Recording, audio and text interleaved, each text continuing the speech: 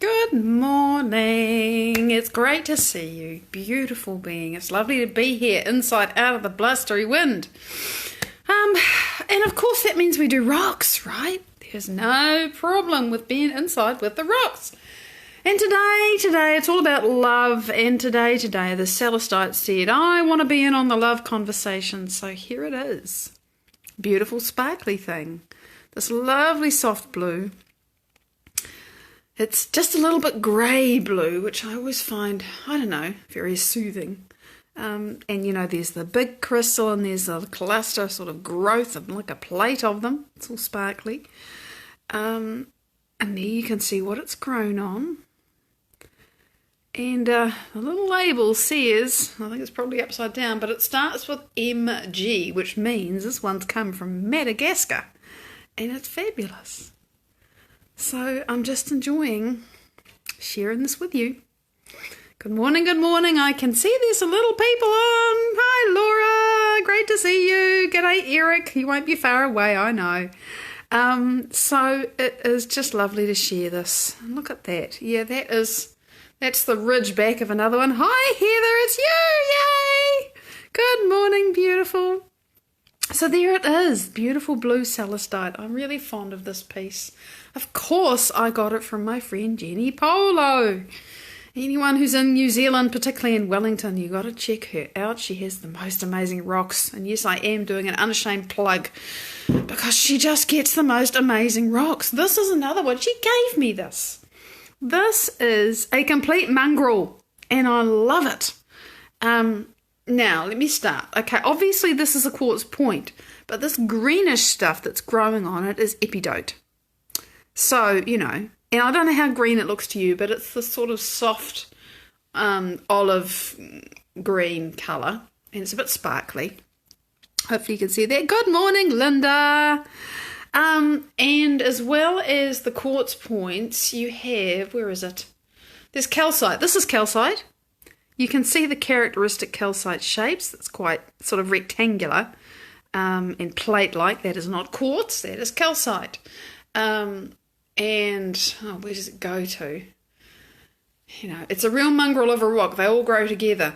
There's sort of reddy browny stuff. Good morning, Sang Marie, which is probably hematite.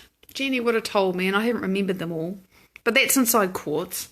And then there's this really interesting, see that bladey thing there? It looks a bit, it's something made of mica, but we've looked at it and we don't know. It's sort of blue, but yeah, we really don't know what it is. And there's sort of pinky, purpley bits. It's a really interesting rock, and you can just turn it over and over and over. And whatever you see, it's like, oh, what's that? Oh, what's that? Oh, where did that come from? When did that grow? How did that work out? You know, it's just fabulous. So I'm really fond of this because it's so completely undefined.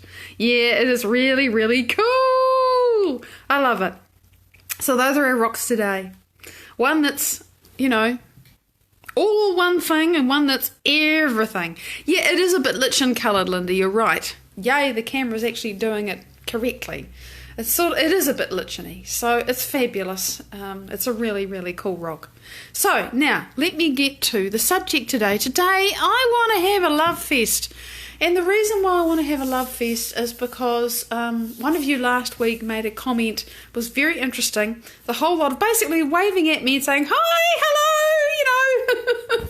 And Facebook didn't show me a single one of this beautiful person's comments. And they were saying, hello, notice me, you know, which is fair enough. Hi, Nora, because it's lovely to be greeted. And I love to greet you.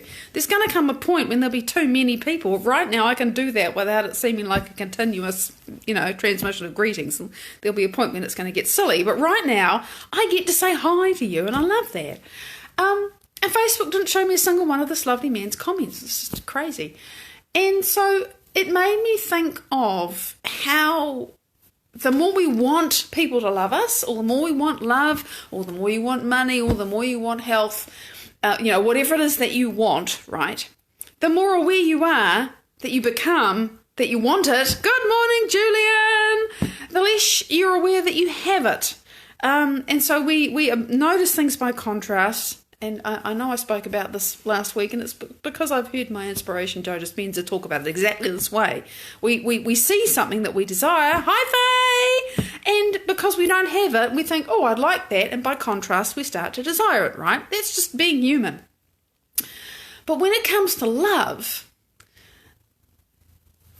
in particular today, we have this idea very often, I want somebody to love me so I can feel loved.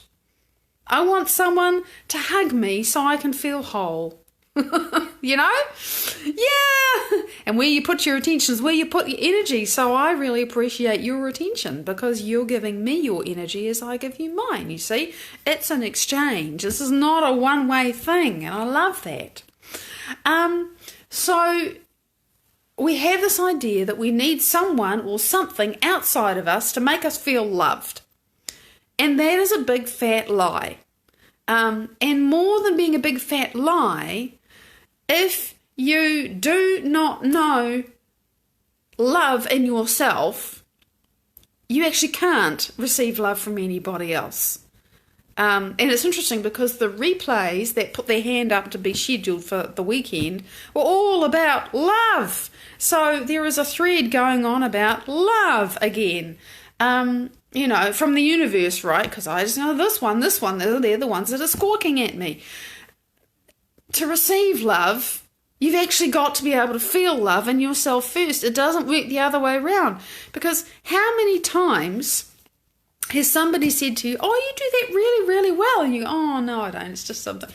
You see, you don't receive the compliment because you don't believe it inside yourself.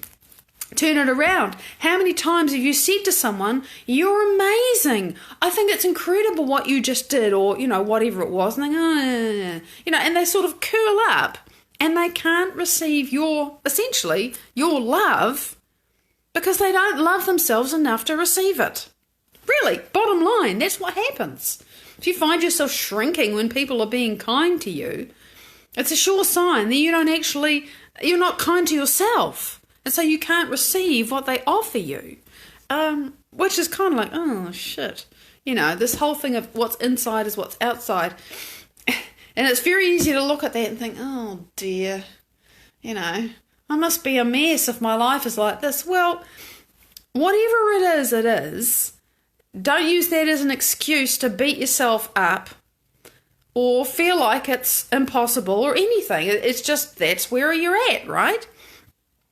Yeah, focus on the desire being completed and the process falls into place. The genius is in the simplicity. It's quite true.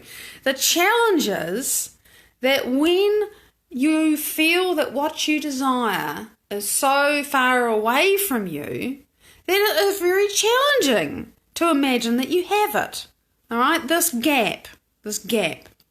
So, and I understand this because I have totally been there and I still go there sometimes, not as often as I used to. So it's very simple, but that doesn't make it easy. Oh my God, it doesn't make it easy. So, I don't think I want to spend much more time talking about this. I think this is the day for doing it. Rhonda, good morning, sweetie. So let's do this because, you know, all I'm saying really is if you want to experience love, you've got to love yourself. You've got to know how to generate love for yourself. So let's do this. Good morning, Jen. So, and how are we going to do it today? It's not like I planned this. I have concepts, right? You know, I've talked about heart coherence. So we're going to do heart coherence. And heart coherence really is putting your focus, your attention in your heart, breathing in and out of it, and generating elevated emotions. And that sounds really simple. It is really simple. That does not mean it's easy, particularly if you've got a really incoherent, closed, shut down, shattered, damaged, whatever heart. So, let's just do this. Let's just explore this because we're going to generate a field between us that between us is more than we could do on our own. That's why it's really nice to do things with other people. So as we're talking about this, just begin, and you can close your eyes if you like. I'll still be chattering away. Close your eyes if you wish and put your awareness in the center of your chest. Good morning, Holly, darling. So, this is, now, I don't know, for me, it's very easy still. For a long time, I couldn't even feel my heart, seriously. If I was starting to feel, where is my heart, my attention would immediately go to my solar plexus. It was like my solar plexus was just like a big freaking, stadium searchlights. It was huge, and I could hardly feel my heart center because it was shut, right? But the heart center is behind your breastbone, this great honking bit of bone that all your ribs join onto. It's not really, really low. It's not where the breastbone stops, where your guts start. It's here, with this bony bit. So put your attention there. You can give it a rub if you like. That always feels really nice. Just put your attention there. And, the rub, because it gives you sensory information, so the brain's got more things to pay attention to, which is always good. So if you put your attention, sometimes one hand, sometimes two. The thing about putting your hands over your heart, which is lovely, is that your elbows can get a bit tired of holding your hands up. So, if you need to take a break, put them down. Don't make it hard. This is not an endurance test. The real thing that needs to happen is that your attention needs to go to your heart. Morning, Misty, sweetie. Put your attention in your heart, and this is what helps to shut your eyes. Because then you're not seeing me, because when you see a person's face, you want to engage with them. You're not seeing the room that's around you. You're turning your attention inwards. And by the by, when you turn your attention inwards and you start to pay attention to something like this, you're beginning to slow your brain waves down. And that's also a very important part of coherence, is getting your brain coherent. Side effect, really nice side effect of heart coherence. So keep putting your attention in the center of your chest. It's not really on the surface. You want to imagine sort of this far inside, right in the middle of you, right? Where your lungs are. When you swallow, where food goes down, because the trachea goes down through there. So put your attention there, and it's not too difficult when you have your attention there to also think of your breath flowing in and out of that center. So that as you breathe in, you're imagining air coming in here. Now it's a bit strange. It took me a while to work that out. They're coming in my nose, and preferably close your mouth if you can. Breathe through your nose. But imagine somehow that the air is coming into here, and that as you breathe out, it's breathing out of here as well. It's a really nice feeling once you get past the idea that it feels odd to be doing it kind of back to front. Just breathe in and out of your heart. And as you get a little bit more into it, explore lengthening your breath so that you just make it last longer. Because what happens when you do that? And by the way, I can feel you doing this. I can feel we are all in training our brains and our attention. Oh, it's beautiful.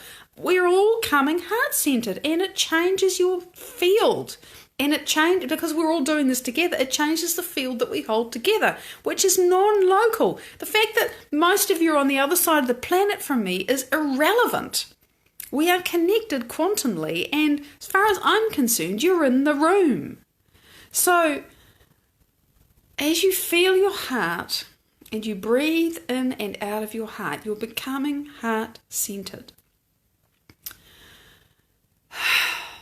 And just allow that to settle into rest, into, your brain's going to wander off. And it's okay, just bring it back. Just bring it back. It's like trying to train a dog. Heel, buddy. Come on, over here. Come on, come back. Put my attention in my heart. Wander. Back to my heart, back to my heart. My brain's busy, and I've got all these things that happened yesterday, and I've got stuff I've got to do in an hour, and I bring it back to your heart. Because you're also becoming present. And it feels really good. Now, don't do it. Well, you can heave a big sigh like I did if you like. It's because I'm talking. But you, ideally, just lengthen the breath. Make it deeper and slower and more relaxed. Because as you take slow breaths, and particularly as you release the breath slowly, you can imagine, see, I'm just letting my shoulders go. Just let your body go. I can only hold my hands up here for so long. But it puts the awareness there, right? So breathe and as you breathe out, let the tension just drain out of your body. Remember to keep breathing in and out of your heart. And there's science around this, okay? This is, it's probably a spiritual practice that's been done by people from A to Z forever. But there's science. I'm not talking about the science, but this has real, measurable effects on you. And I can feel it. I can feel it here. I can feel it in my heart, and I can feel it in the field. Now, here's the thing. Why don't we all imagine that as we are here together, and bear in mind, I'm not just speaking to the beautiful beings that are live with me now, I'm speaking to you whenever you watch this, that we are all breathing together. And as you breathe in, it's like you're breathing, someone else is breathing out, and it's like you're breathing the same air, it's like you're breathing the same intent, it's like you're breathing the same energy, and the intent is to allow and generate love. Now, whatever that word means to you, what I mean is the feeling of wholeness, the feeling of safety. And maybe that's enough. Just pick one of those. Or the feeling of a beautiful sunset when you're completely on your own on the beach and it's warm and you're supported, you're lying on the sand is warm. And just, oh, this is so nice. Some memory where you really felt comfortable and at ease. Nothing to do with another person. Just feeling good. Just feeling appreciation for a moment in time that was lovely. Or for a moment that you can imagine in future time that's lovely. Just breathe and imagine that. And as you breathe in, allow yourself to receive whatever is appropriate. And remember, this is in the unified field because we are all quantumly entangled with our intention now.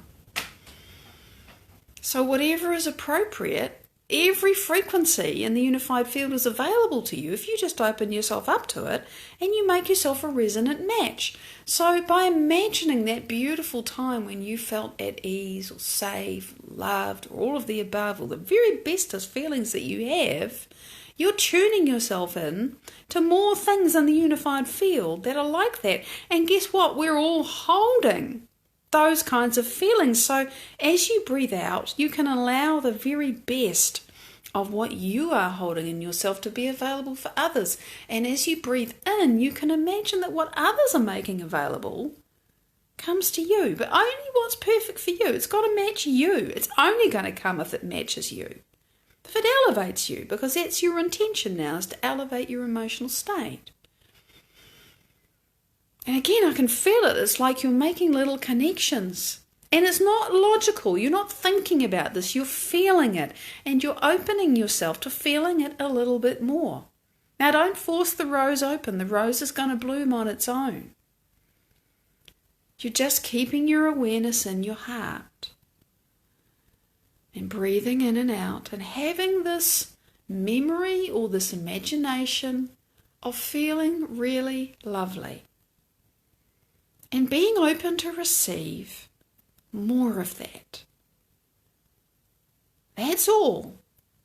That's all you need to do. And just stay with it. Your brain's going to wander and your body might hurt or itch or feel weird, and that's okay. Just stay with it and continue to keep your attention in your heart. Give it a rub if it helps. Breathe in and out. And just stay with it. And if you find it difficult to receive, here's a hack.